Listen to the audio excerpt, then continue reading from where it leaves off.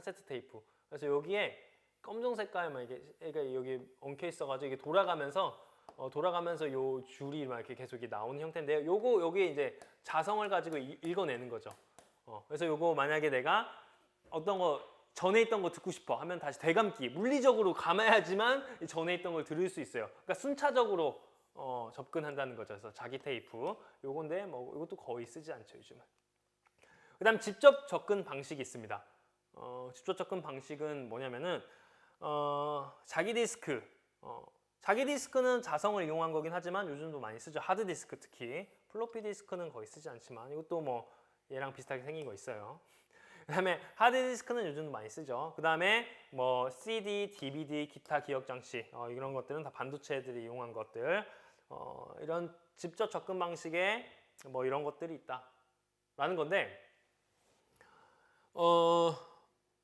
한번 우리가 다시 한번 자기 기억 장치 반도체 지금 보면 여기 자기가 있고 여기는 또 반도체가 있는데 반도체 기억 장치가 있는데 한번 여러분은 이제 반도체 기억 장치 반도체 많이 들어봤으니까 반도체 처음 들어본 사람은 없잖아요. 근데 반도체가 정확히 뭔지 또 제대로 아는 친구들도 많이 없는 것 같아요. 그래서 선생님이 간단하게 이제 비교를 해왔는데요. 이렇게 아까 비디오 테이프 옛날에 그런 거 있었을 거야. 그다음 하드디스크는 지금도 많이 쓰죠. 그래서 이런 것들은 자성의 성질을 이용한다고 보면 돼요. 그래가지고 좀 이제 진동 같은데 약하죠. 이게 떨어뜨리면은 잘 작동이 안 하죠.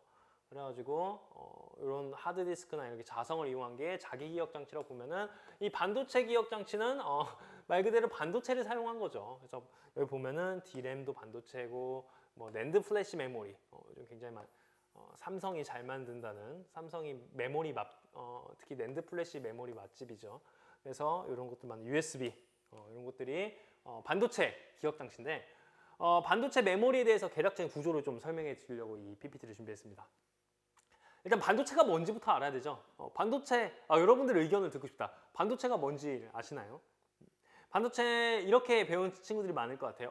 도체는 전기 잘 흘러. 그 다음에 부도체는 전기 안 흘러. 그 다음에 반도체는 도체와 부도체의 반반이야. 뭐 그렇게 배운 친구들이 많은 것 같은데요. 맞습니다. 뭐 틀린 말은 아닙니다. 반도체는 도체와 부도체의 중간적인 성질을 가져가지고 전기가 흐를 때도 있고 안 흐를 때도 있습니다. 전기가 흐를 때도 있고 안 흐를 때도 있다고요? 선생님, 도체가 좋은 거 아니에요? 전기 잘 흐르잖아요. 전기 흐를 때고 애매하잖아요. 뭐 어장관리하는 거야 뭐야 이거 뭐예요 이거 별로 안 좋은 거야 이렇게 말할 수도 있지만 굉장히 중요한 특징이에요. 흐를 수도 있고 안 흐를 수도 있다는 것은 인간이 제어할 수 있다는 뜻이죠. 제어. 인간이 어떨 때는 흐르게 하고 어떨 때는 안 흐르게 할 수 있는 인간이 통제 가능한 것이 바로 반도체이기 때문에 이 어려운 용어로 제어 가능하다. 그 특성 때문에 이제 반도체가 저장을 할 수 있는 특성을 가지게 된 겁니다. 반도체 메모리 보면은 기본적으로 여기 그림 같은 경우는 트랜지스터를 다 있습니다. 트랜지스터. 우리가 전자배열 시간에 배울 텐데 트랜지스터는 뭐 쉽게 말해서 어떤 입력을 주면은 전기가 흐르고 입력을 안 주면 전기가 안 흐릅니다. 그렇기 때문에 어떤 식으로 저장을 할 수 있는 거예요? 우리가 예를 들어서 1, 0, 1이라는 데이터를 저장하려고 한다면은 1, 전기 흐르게 해. 0, 전기 안 흐르게 해. 1, 전기 흐르게 해. 해가지고 각각의 트랜지스터에다가 데이터를 저장하고 유지하고 이렇게 전송할 수 있게 만드는 거죠. 이 트랜지스터 구조를 통해서. 이게 바로 이제 반도체 메모리인데요. 이 트랜지스터와 그런 것들을 여기 이 웨이퍼라는 거예요. 이 실리콘 덩어리 슬라이스로 이렇게 자른 건데 이 웨이퍼에다가 이 나노 공정을 해가지고 그냥 아주 조그만 곳에다가 굉장히 많은 양의 트랜지스터를 해서 많은 양의 정보를 저장할 수 있게 만든 겁니다. 그래서 이런 웨이퍼 가공 과정을 통해서 그래서 지금 삼성전자가 굉장히 돈을 많이 벌고 있는 게 바로 이 메모리를 많이 만들어서 사실 이제 반도체는 메모리와 또 비메모리 두 종류가 있는데 비메모리는 CPU, 인텔이 CPU 맛집이죠. 근데 삼성전자 같은 경우는 이제 비메모리를 만든다고 이제 최근에 계속 이제 사업을 확장한다고 하지만 기존에는 이제 메모리를 주로 이 웨이퍼에다가 요런 이 트랜지스터를 아주 구조적으로 잘 세계 최강이죠. 잘 넣어가지고 굉장히 지금 돈을 많이 벌고 있다. 그래서 반도체 메모리의 장점은 뭐 이런 것들이 있다. 읽기, 쓰기, 속도가 빠르다. 기억 밀도가 높다. 소비 전력이 적다. 그다음 진동에 강하다. 뭐 그런 반도체 메모리. 가장 좋은 건 이제 조그맣다는 거죠. 옛날에 그 비디오 테이프 막 이런 거 아니면 하드디스크 굉장히 크잖아요. 근데 이 메모리 USB 조그만 데다가 이 정보가 용량이 막 몇 기가씩 들어가는 거 보면은 이 반도체 메모리의 가장 큰 장점이라고 볼 수가 있겠죠. 그래서 반도체 메모리가 대표적으로는 이제 램과 롬, 뭐 하나 더 있어요. 플래시 메모리가 더 있긴 한데 플래시 메모리가 좀 이따 설명해 줄게요. 램과 롬, 그다음 플래시 메모리 세 가지로 볼 수가 있습니다. 그래서 플래시 메모리는 여기 있네요. 플래시 메모리. 그래서 비휘발성 메모리, 그다음에 휘발성 메모리로 나눌 수가 있겠죠. 그래서 휘발성 메모리는 또 다시 D램, S램으로 나눌 수 있고 뭐 롬도 굉장히 많은 종류가 있죠. 그래서 선생님이 뭐 이런 것들이 교과서에 다 나오긴 해요. 근데 이런 것들을 다 다루면 여러분들이 벌써부터 조금 지루해하는 그런 표정들이 보이진 않지만 보여요. 무슨 말이냐고요? 어쨌든 넘어가요. 어쨌든 이런 것들이 조금 여러분들이 좀 지루할 것 같아서 일단 가장 중요한 것 위주로 한번 설명을 해볼게요. 여러분 롬과 램이 뭔지는 알아야 되죠. 롬, Read Only Memory. Read Only Memory 무슨 뜻입니까? 리드 읽을래, only 오직 메모리 읽기만 한다는 뜻이죠. 나는 쓰기를 못해, 읽기만 해. 무슨 말이에요? 어떤 데이터가 저장이 돼서 출력만 한다는 거죠. 바뀌지가 않아.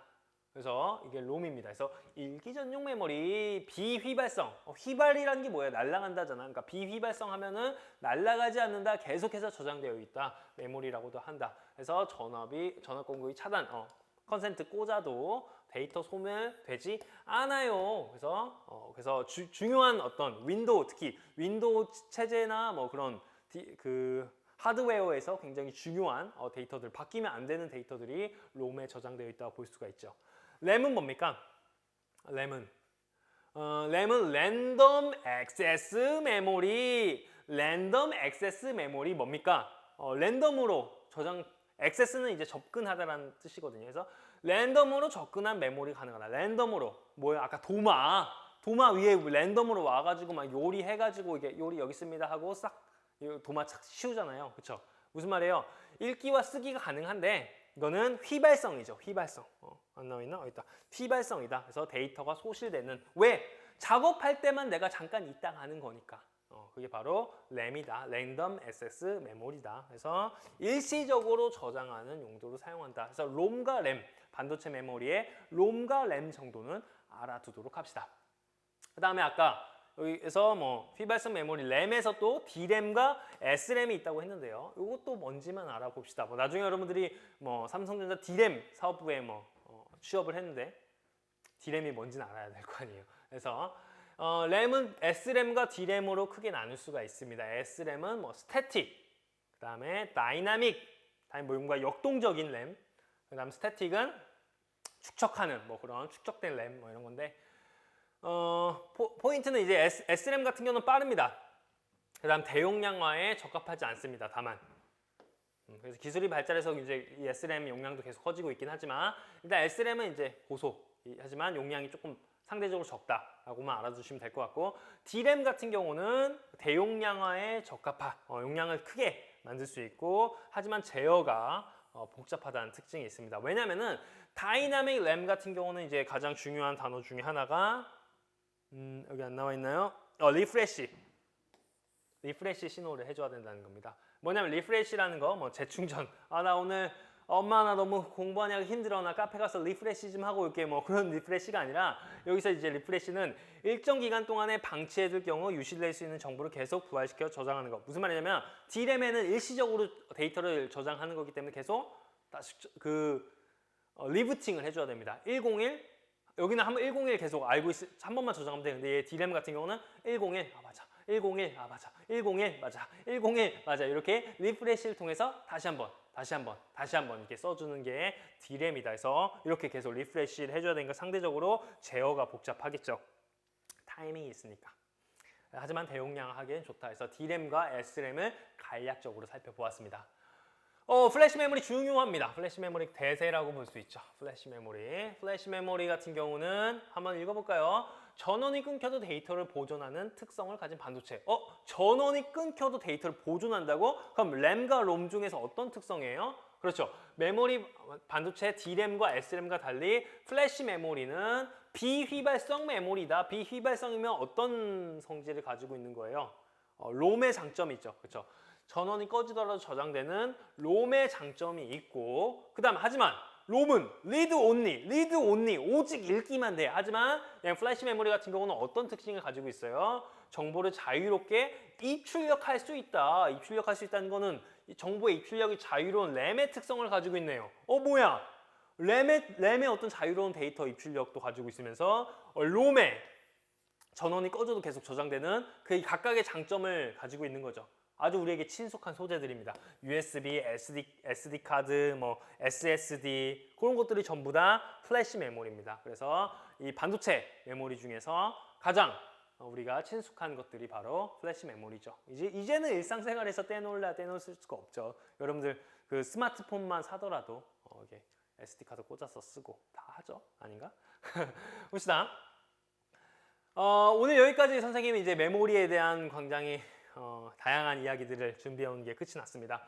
그럼 한번 오늘 수업 정리하고 수업을 마치도록 하겠습니다. 메모리는 내부 기억 장치와 외부 기억 장치를 나눈다. 그래서 내부 기억 장치는 주기억 장치, 램이라고 했죠. 그 다음에 캐시 기억 장치, CPU 옆에서 보조하는 그런 장치. 그 다음에 보조 기억 장치는 하드 디스크, 그 다음에 SSD, 그런 것들, USB 이렇게 보조 기억 장치들이 있다. 그래서 레지스터, 특히 이제 중앙 처리에 위치한 고속의 캐시 메모리 이런 것들은 빠르기 때문에 중앙 처리 장치 CPU